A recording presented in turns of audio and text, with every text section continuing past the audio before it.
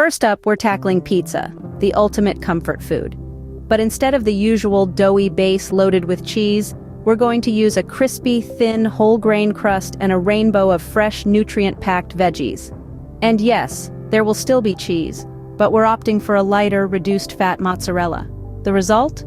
A pizza that's just as satisfying but won't leave you feeling sluggish. Next on the menu, we have the classic burger and fries. But we're swapping the greasy beef patty for a flavorful, protein-packed veggie patty. The fries?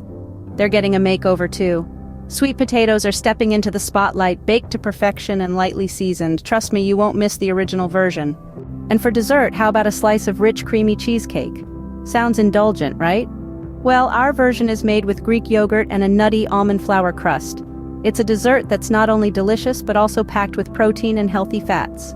To recap, we've transformed the classic pizza into a veggie-packed delight, turned the traditional burger and fries into a protein-rich meal with a side of nutritious sweet potato fries, and reinvented the decadent cheesecake into a protein-packed dessert. And there you have it. Comfort food doesn't have to be a guilty pleasure.